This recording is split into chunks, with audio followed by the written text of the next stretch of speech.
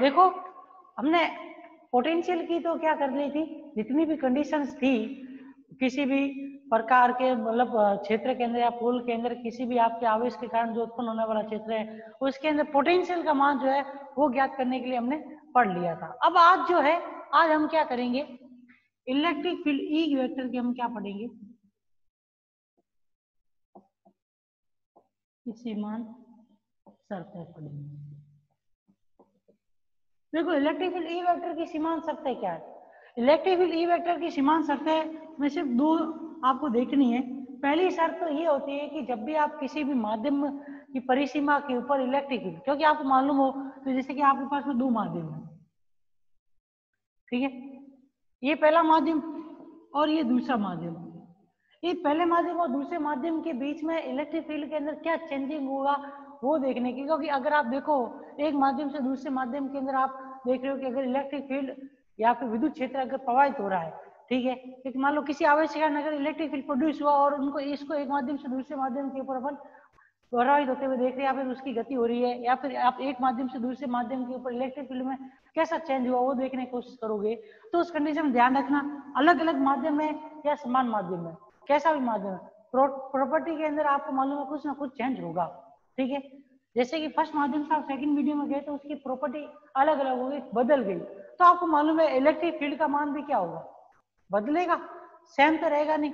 तो उस कंडीशन में क्या होता है कि इसके पास में इलेक्ट्रिक फील्ड के क्या होते हैं, दो घटक होते हैं, एक तो लंबवत घटक होता है और एक होता है पैरेलल घटक, ठीक है। पैरेलल घटक को आप क्या बोल सकते हो, इसका टेंजेंशियल कंपोनेंट भी बोल सकते हो, स्पर्शरेखीय घटक भी बोल सकते हो।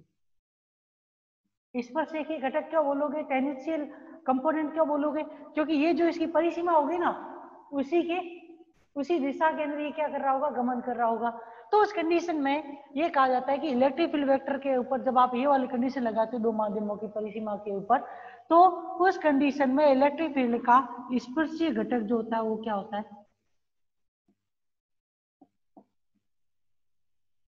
सतत होता है, कंटिन्यूअस होता है,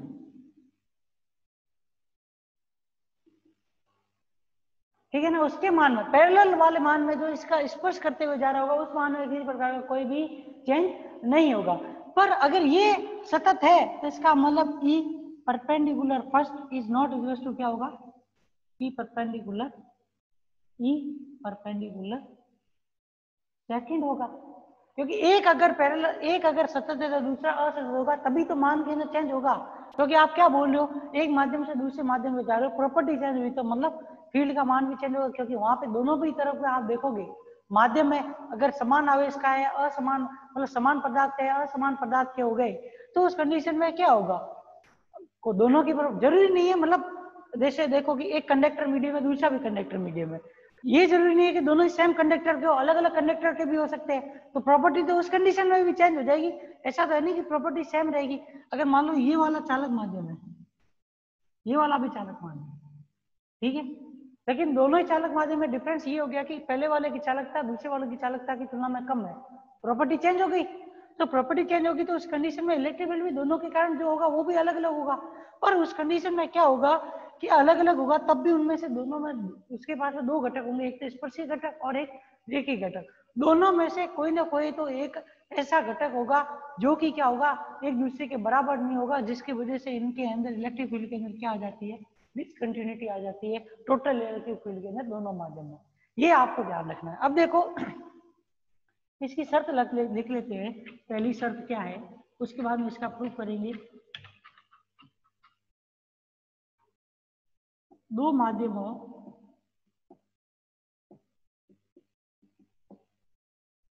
के अंतराप्रस्थ को उससे में क्या बोल सकते हो, परिसीमा पर विद्युत क्षेत्र का स्पर्शीय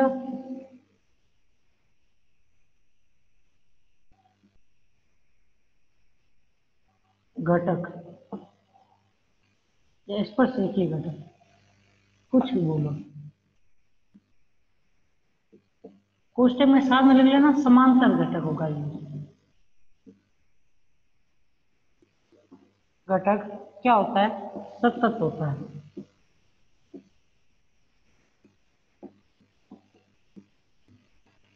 E1 parallel is equal to E2। ये आपको क्या करना है, प्रूव भी करना होगा।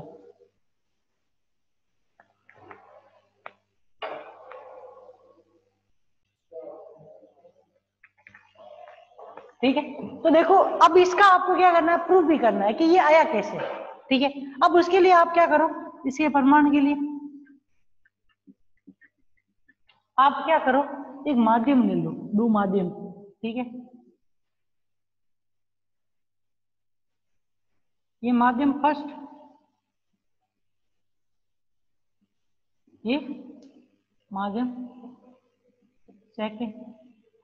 ठीक है, फर्स्ट के कारण जो इलेक्ट्रिक फील्ड है माध्यम के अंदर वो क्या है, E1, और सेकंड के अंदर जो इलेक्ट्रिक फील्ड है वो E2। इस माध्यम की विद्युतशीलता एप्सिलॉन 1, इस माध्यम की विद्युतशीलता एप्सिलॉन 2। तो उस कंडीशन में आप अगर इस इलेक्ट्रिक फील्ड को देखोगे इसके अंदर, तो इसके पास में इलेक्ट्रिक फील्ड के पास में क्या होंगे, दो घटक होंगे। ठीक है, कैसे भी अगर वो इस तरीके से इंसिडेंट हो रहा हो, एक तो इसका क्या होगा, एक्स दिशा के अंदर लंबवत घटक होगा, और एक इसका वाई दिशा के अंदर क्या होगा, पैरेलल घटक होगा, जो कि इस परिसीमा, देखो देखो ये E1x जो पहला घटक है वो क्या है, इस परिसीमा के क्या है, लंबवत है। ठीक है, दूसरा वाला जो E1y है वो क्या है, इस परिसीमा के पैरेलल है। इसी तरीके से इसके अंदर भी होगा E2x E2y, और ये E2। ठीक है, अब यहाँ पे आपको इनके स्पर्शी घटक के बारे में पढ़ना है कि उनके स्पर्शी घटक सतत होंगे या नहीं होंगे। उसके लिए हम क्या करेंगे, इसकी परिसीमा के ऊपर एक हम क्या लेंगे, छोटा सा आयताकार पृष्ठ लेंगे। ठीक है, ए बी सी डी, यहाँ पे ये एक्स, यहाँ पे ये वन। जब हमने इसके ऊपर एक आयताकार पृष्ठ लिया तो उस कंडीशन हम क्या कर सकते हैं, इसके ऊपर क्या लगा सकते हैं, इलेक्ट्रिक फील्ड के रेखीय समाकलन का अप्लाई करके हर जगह से आप यहाँ से यहाँ तक की डिस्टेंस, यहाँ से यहाँ तक की डिस्टेंस, यहाँ से यहाँ तक की डिस्टेंस, यहाँ से यहाँ तक की डिस्टेंस, इन सब अलग अलग डिस्टेंस के ऊपर हम क्या कर सकते हैं, इलेक्ट्रिक फील्ड का रेखीय समाकलन ज्ञात करेंगे और उसका एडिशन करेंगे। तो उस कंडीशन में हमें पता चलेगा कि इसका लंबवत सॉरी इसका समांतर घटक इक्वल है या नहीं है। क्योंकि आपको मालूम है रेखीय घटक, आप देखो इलेक्ट्रिक फील्ड को ई वेक्टर बराबर क्या लिखते हो, माइनस की del v upon del x के रूप में भी लिखते हो। ठीक है, मतलब आप ई वेक्टर डॉट डी एक्स लिखोगे तो माइनस की डेल ऑफ वी आएगा। और आपको मालूम हो किसी भी क्षेत्र में विद्युत क्षेत्र का मान, किसी चालक माध्यम के अंदर विद्युत क्षेत्र का मान क्या होता है, जीरो होता है इलेक्ट्रिक फील्ड। क्योंकि ई बराबर आप क्या लिखते हो, k q upon r square, q zero तो ई भी जीरो। तो मान लो कि अगर ये दोनों ही माध्यम कैसे है, चालक माध्यम है। ठीक है, चालक माध्यम वाली कंडीशन ले रहे हो तो उस कंडीशन में ये किसके बराबर आ जाएगा, जीरो के बराबर। तो इलेक्ट्रिक फील्ड का रेखीय समाकलन का मान क्या हो गया, जीरो हो गया। तो उस कंडीशन में आप इन जगह से ए से एक्स, एक्स से बी, बी से सी, सी से वाई, वाई से डी और डी से ए, इन सबके रेखीय समाकलन को जोड़ोगे तब पूरे के पूरे आयताकार पृष्ठ का आपको रेखीय समाकलन मिलेगा, और जिसका मान किसके बराबर होगा, जीरो के बराबर होगा। जब ये मान जीरो के बराबर होगा तो उस कंडीशन में आप लोगों को दो टर्म मिलेगी, एक तो E1x इज टू किसके आ जाएगा, sorry E1y is to E2y के बराबर आ जाएगा।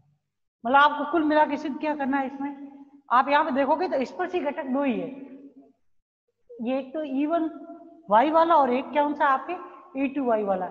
ये दोनों इक्वल आते हैं तो इसका मतलब समझ लेना कि विद्युत क्षेत्र का किन्हीं माध्यम की परिसीमा के ऊपर क्या होता है, स्पर्शी घटक उसके क्या होते हैं, समांतर होते हैं। ठीक है, इसकी लेंथ क्या मान लो, डेल ऑफ वाई, ये लेंथ क्या मान लो, डेल ऑफ एक्स। अब देखो ये जो परिसीमा इस आयताकार पट्टिका के क्या है, एकदम बीचों बीच से गुजर रही है। तो यहाँ से यहाँ तक की डिस्टेंस क्या होगी, डेल एक्स बाई टू, यहाँ से यहाँ तक की डिस्टेंस क्या होगी, डेल एक्स बाई टू। ठीक है,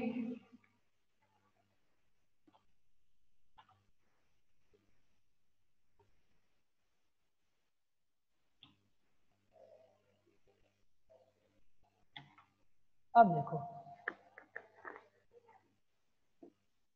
विद्युत क्षेत्र के स्पर्शीय घटक को सतत सिद्ध करने के लिए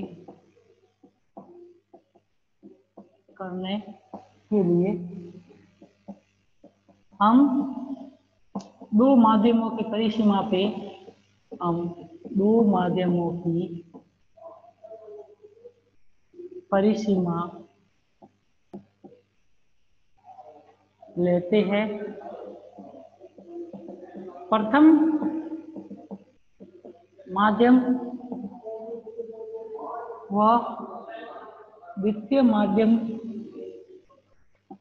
के अगर विद्युत क्षेत्र क्या है कि विद्युत क्षेत्र अगर E1 वेक्टर व E2 वेक्टर है,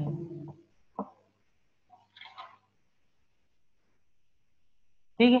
प्रथम तथा द्वितीय माध्यम का अगर विद्युत क्षेत्र क्या है E1 और E2 है, तो उस कंडीशन हम क्या लेंगे, इस परिसीमा के ऊपर एक आयताकार अल्पांश आयताकार पृष्ठ की क्या करेंगे, कल्पना करेंगे। उस अल्पांश आयताकार पृष्ठ की कल्पना करके उसका हम क्या करेंगे, इलेक्ट्रिक फील्ड के रेस्पेक्ट में रेखीय समाकलन करेंगे और उस रेखीय समाकलन से हम एक इक्वेशन लिखेंगे। उस इक्वेशन के अंदर आप देखोगे तो उसका यहाँ पे इस पूरे के पूरे पृष्ठ के अंदर रेखीय समाकलन का मान किसके बराबर आ जाएगा, 0 के बराबर आ जाएगा, ठीक है। तो सभी अलग अलग टर्म्स जो मिलेगी इसके अंदर, उन सब अलग अलग टर्म्स को क्या करोगे आप, अप्लाई करोगे, मतलब उसमें इलेक्ट्रिक फील्ड को अप्लाई करोगे, उसके रेखीय घटक को आप उसके साथ में मल्टीप्लाई करोगे, मतलब स्थिति से, क्योंकि आपको मालूम है इलेक्ट्रिक फील्ड का रेखीय समाकलन क्या होता है, उस इलेक्ट्रिक फील्ड का उसी लंबाई के सापेक्ष क्या हो, घटक हो।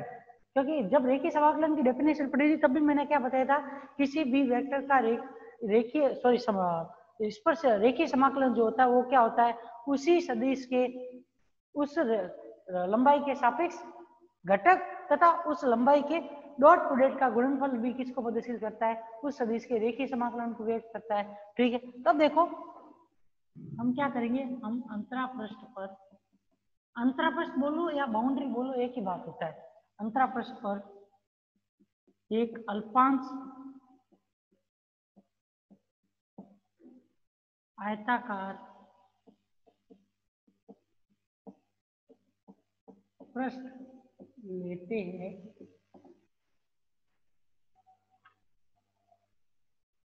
जिसकी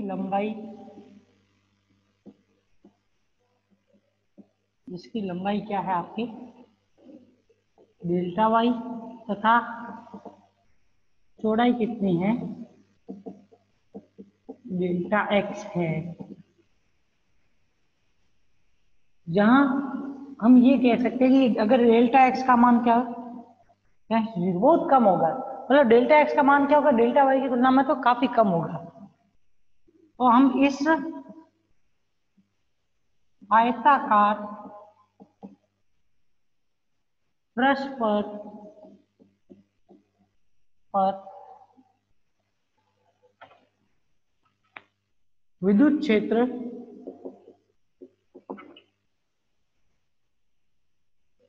का रेखीय समाकलन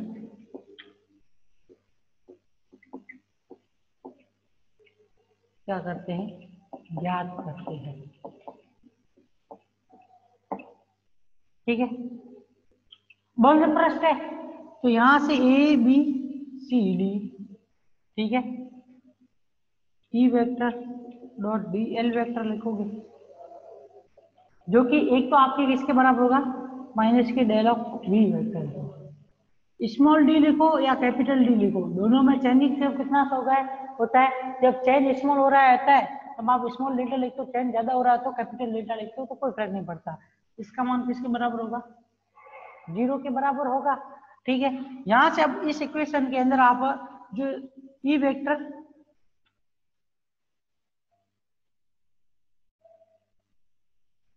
डीएल है इनका मान रखोगे अलग अलग। तो यहां से देखो पहले यहां से ए से डॉट डीएल वेक्टर कहां से कहां तक, ए से एक्स तक आएगा, ठीक है। ये कौन सी टर्म आएगी, ए एक्स वाली टर्म होगी, फिर प्लस ई वेक्टर डॉट डीएल वेक्टर कौन सी टर्म आएगी, एक्स से बी वाली टर्म आएगी।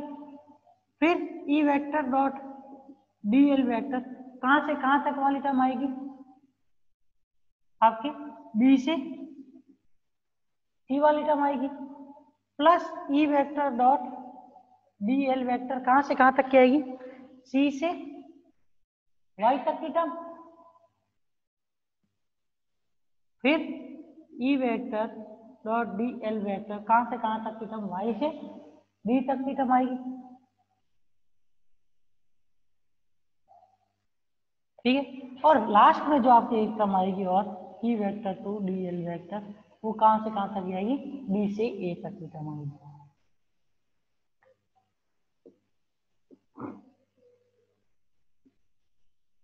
अब देखो इन सबके अनुदिश जो आपने A X X B B C C Y Y D D A ये आपने लेंथ ली है।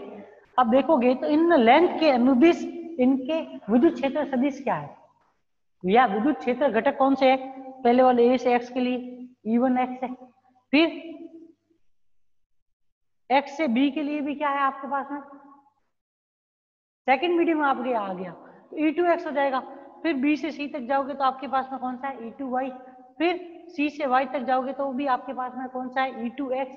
अब वाई से डी तक जाओगे वापस E1 एक्स, फिर डी से ए तक जाओगे तो वापस क्या आ जाएगा आपके E1 वाई आ जाएगा। ठीक है, अब आप क्या करोगे यहाँ पे एक तो E का मान रखना है, फिर DL का मान रखना है, दोनों का ही मान रखोगे तो उस कंडीशन के अंदर देखो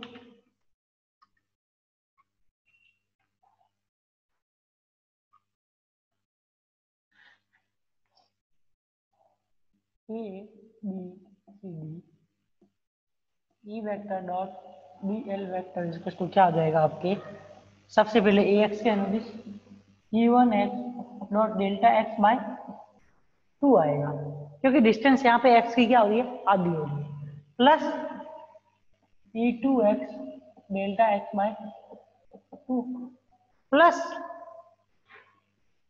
E2 y delta y by delta only for delta y आएगा, वाई बाय 2 नहीं आएगा, डेल्टा वाई। उसके बाद में आप देखो अब आपके पास में डायरेक्शन क्या होगी, नेगेटिव डायरेक्शन आ गई, तो वैल्यू क्या आएगी, माइनस की E2 x delta x by 2 हो गया। फिर आप देखो y से डी जाओगे तो माइनस के E1 x delta x by 2। फिर लास्ट में आपके फिर से क्या आ जाएगा, E1। अब यहाँ पे E1 भी होगा वो क्या आएगा, माइनस की E1 वाई डेल्टा वाई। अब यहाँ पे माइनस क्या आया, क्योंकि आप नीचे की तरफ जा रहे हो वाई एक्स के अंदर, तो नीचे की तरफ जाओगे तो नेगेटिव आएगा। ठीक, अब देखो यहाँ पे कट कौन सी टर्म रही है, एक तो ये से ये गई, ठीक है, फिर E1 एक्स से ये E1 एक्स वाली टर्म चली गई, तो बची कौन सी term, only for only E2 Y del of Y minus E1 Y del of Y क्या हो गया आपके 0 आ गया। ठीक है, तो यहाँ से E2 वाई क्या आ गया आपकी E1 वाई। ठीक है, आप ज्यामिति से देखोगे और इस इक्वेशन से देखोगे तो यहाँ से हमें यही पता चल रहा है कि किसी भी माध्यम की किसी भी माध्यम की दो माध्यमों की परिसीमा के ऊपर विद्युत क्षेत्र जो होता है उसका स्पर्शी घटक क्या होगा, हमेशा सतत होगा। ठीक है, आप इसके नीचे ये भी ले सकते हो,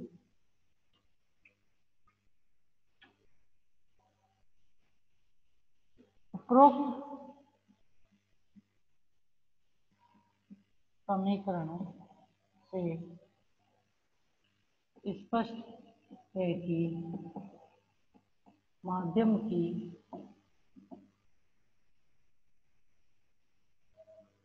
परिसीमा पर विद्युत क्षेत्र का स्पर्शीय घटक क्या होता है, स्पर्श रेखीय घटक, या फिर आप क्या बोल सकते हो समांतर घटक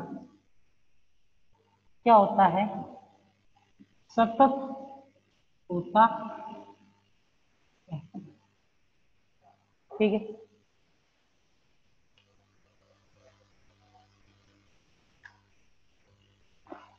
एक और कंडीशन, ये कंडीशन कंप्लीट होने के बाद में अब यहाँ पे अगर ये घटक सतत है तो इसी के साथ में आप ये कह सकते हो कि इस अगर समांतर घटक अगर सतत है तो इसका कौन सा घटक होगा?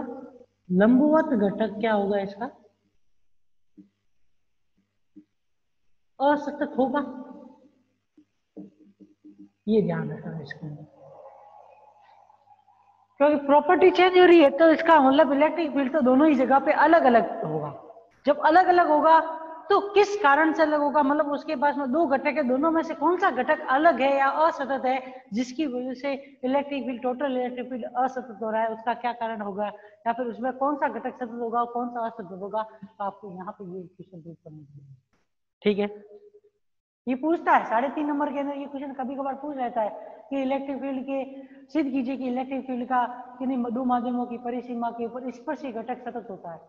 आपको ये डेरिवेशन करना और कुछ नहीं, 3.5 नंबर में पूछता है। और अगर दोनों ही साथ में पूछ लेता है, दोनों की दोनों इलेक्ट्रिक फील्ड के सर, तो फिर वो 7.5 नंबर में क्वेश्चन पूछेगा।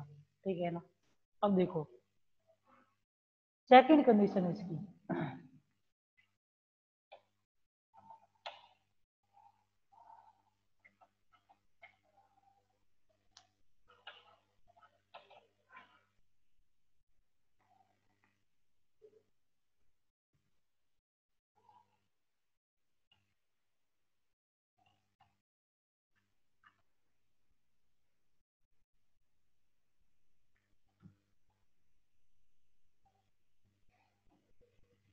देखो सेकंड कंडीशन है, उससे पहले आपको मालूम होना चाहिए कि जो एक विस्थापन सदिश होता है,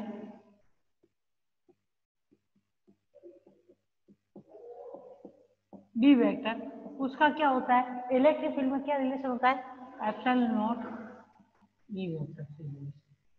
ठीक है ना। एक प्रकार से आप विस्थापन सदिश के लिए अगर आप कंडीशन निकाल दो तो वो एक लगभग आपकी क्या इलेक्ट्रिक फील्ड के ऊपर भी लगभग उसका इलेक्ट्रिक फील्ड के अंदर भी क्या हो जाता है, एक प्रकार से यूज हो जाता है। क्योंकि आप देखोगे दोनों के बीच में क्या इलेक्ट्रिक फील्ड और विस्थापन सदिश दोनों में क्या है, रिलेशन है। ठीक है ना। मुक्त आकाश के अंदर तो आप देखोगे एप्सिलॉन नॉट, तो एप्सिलॉन नॉट ही रहेगा, उसकी वैल्यू 8.85 होगी। लेकिन जैसे माध्यम आपका चेंज हो जाता है तो उस कंडीशन में एप्सिलॉन भी क्या हो जाएगा, एप्सिलॉन नॉट की जगह पे आपके क्या आ जाएगा, एप्सिलॉन आएगा। उस कंडीशन में एप्सिलॉन जो होगा, एप्सिलॉन आर और एप्सिलॉन नॉट दोनों के मल्टीप्लिकेशन के बराबर होगा। क्योंकि आपको मालूम होगा कि जैसे ही आपका माध्यम चेंज होता है तो वहां पे रिलेटिव परमेबिलिटी या फिर विद्युतशीलता आप कहते हो वो भी क्या हो जाएगी, इसके अंदर चेंज हो जाएगी। ये आपको ध्यान रखनी है। ठीक है। और डिस्प्लेसमेंट वेक्टर जो होता है वो होता किसके कारण है, या फिर ये विस्थापन धारा सदिश जो है वो उत्पन्न किसके कारण होता है, वो परिवर्ती विद्युत क्षेत्र के कारण उत्पन्न होता है। मतलब आपने जैसे ही किसी माध्यम की परिसीमा बोलो या किसी पृष्ठ के ऊपर आवेशों के कारण विद्युत क्षेत्र परिवर्तित होता है, या फिर आवेशों के कारण परिवर्ती विद्युत क्षेत्र कोई उत्पन्न हो रहा है, तो उस परिवर्ती विद्युत क्षेत्र को हम क्या बोलते हैं, विस्थापन सदिश बोलते हैं। देखो इसका डेरिवेशन तो पूरा नहीं होगा इस सेकंड कंडीशन का, लेकिन उस सेकंड कंडीशन है क्या वो मैं बता देता हूँ। ठीक है। देखो सेकंड कंडीशन में कुछ भी नहीं है, इतना सही है जैसे आपके पास में फर्स्ट कंडीशन थी वैसी की वैसी इसकी भी कंडीशन है। बस इसमें क्या होगा कि ये है कि दो माध्यमों की आपने कोई भी दो माध्यम ले लिए, इन दो माध्यमों के ऊपर जो डी होगा उसका लंबवत घटक जो होता है वो क्या होता है, वो क्या होता है, सतत होता है।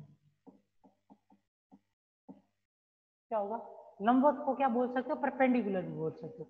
मतलब इसका परपेंडिकुलर कंपोनेंट जो है डिस्प्लेसमेंट वेक्टर का, वो किन्हीं दो माध्यमों की परिसीमा के ऊपर क्या होता है, सतत होता है या कंटिन्यू होता है। अब देखो इसकी कंटिन्यू होने की भी क्या है, एक कंडीशन है। मतलब लंबवत घटक सतत होगा ना, उसकी भी एक कंडीशन है, कब सतत होगा और ये कब असतत होगा, तो उसका भी आपको ध्यान रखना है। जब इन माध्यमों में रॉ का मान क्या हो, 0। मतलब आपका आवेश घनत्व का मान अगर 0 का, मतलब उसके ऊपर आवेश जितना आपने वितरित किया एक आयतन में, उस आवेश वितरण का टोटल मान किसके बराबर हो, 0 के बराबर हो, तो ही डी वेक्टर का मान क्या होगा, मतलब लंबवत घटक डी वेक्टर का क्या होगा, सतत होगा। मतलब रॉ 0 आ रहा है तो इसका मतलब माध्यम कैसा होना चाहिए, चालक माध्यम। क्योंकि आवेश घनत्व चालक माध्यम के लिए ही शून्य हो सकता है, अचालक माध्यमों में तो ऐसा होगा नहीं। तो इसका मतलब ये ध्यान रखना कि जो डी वेक्टर होगा उसका चालक माध्यमों में तो क्या होगा, लंबवत घटक क्या होगा, सतत होगा।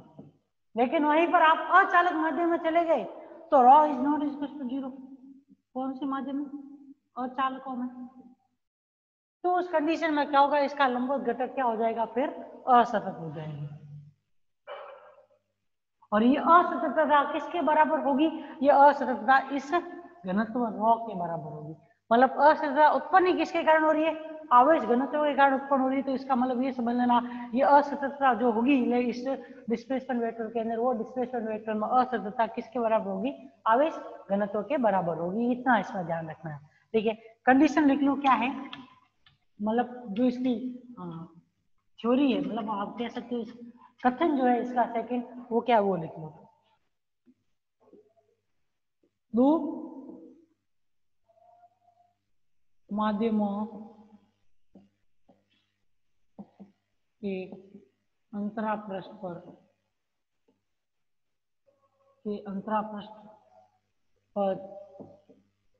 विद्युत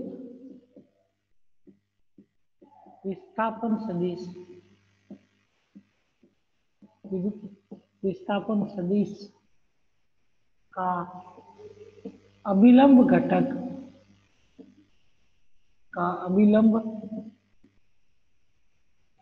घटक क्या रहता है,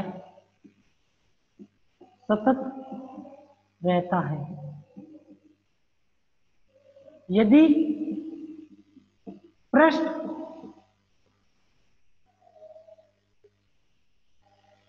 पर मुक्त आवेश घनत्व का मान क्या हो,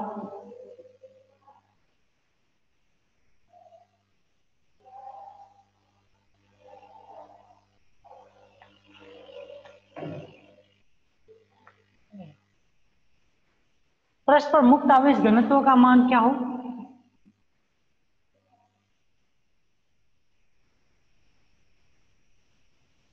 का मान क्या होता है, शून्य हो या वो उसके ऊपर उपस्थित ही ना हो, या तो आवेश घनत्व होना ही नहीं चाहिए अगर, और या फिर आप ये कह सकते हो उसका मान 0 होना चाहिए, तो ही उसमें क्या हो सकता है, विस्थापन सदिश का लंबवत घटक या परपेंडिकुलर घटक क्या होगा, सतत होगा। लेकिन अगर आवेश घनत्व का मान क्या है, 0 नहीं है, या फिर आपके पास जो माध्यम लिया है उन माध्यमों की परिसीमा के ऊपर आवेश घनत्व उपस्थित है, या फिर आप ये आवेश घनत्व उपस्थित होने से मतलब क्या है, उनके ऊपर आवेश का वितरण क्या किया गया है, एक समान रूप से किया गया है। तो घनत्व क्या होता है, एकांक आयतन, एकांक क्षेत्रफल या एकांक लंबाई के अंदर किसी प्रकार से आवेश का क्या करना, एक समान रूप से वितरण करना होता है। मतलब आपने आवेश घनत्व के बारे में पढ़ा तो होगा ना, तो वही वाली कंडीशन है। ठीक है, यदि पृष्ठ पर आवेश घनत्व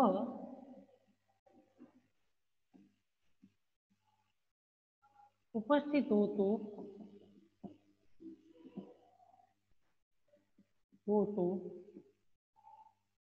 तो दोनों माध्यमों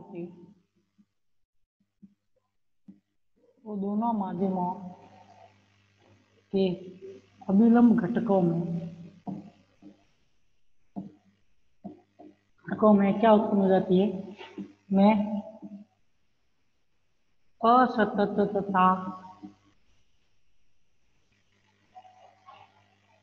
पाई जाती है। और यह असततता किसके बराबर होगी, यह असततता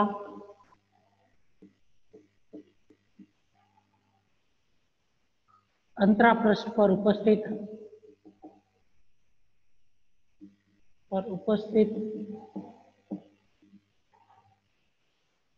पृष्ठ आवेश घनत्व के बराबर होती है। ठीक है ना, इतना इसमें ध्यान रखना। अब ये कैसे आएगा, इसका प्रूफ हम कल करेंगे, तब और भी अच्छे से समझ में आ जाएगा। पर अभी तक आपको स्टेटमेंट, क्योंकि जो ये स्टेटमेंट है ये काफी बार पूछे जाते हैं, एक एक नंबर के अंदर ही पूछ लिए जाते हैं कि विद्युत क्षेत्र सदिश के लिए या फिर इलेक्ट्रिक किसी भी क्षेत्र के अंदर इलेक्ट्रिक फील्ड या फिर जो विस्थापन सदिश है उसके लिए सीमांत शर्तों का लिखिए। तो सीमांत शर्तों में कुछ भी नहीं लिखना होगा, ये दो कंडीशन आपको पता होनी चाहिए और कुछ भी नहीं, क्योंकि एक के अंदर सततता आएगी तो दूसरा असतत हो जाएगा, और एक सतत होगा तो पहला वाला असतत हो जाएगा। मतलब लंबवत और पैरेलल घटकों के अंदर डिफरेंस इतना सा ही होगा कि अगर एक सतत हो रहा है तो दूसरा अपने आप ही क्या हो जाएगा, असतत हो जाएगा।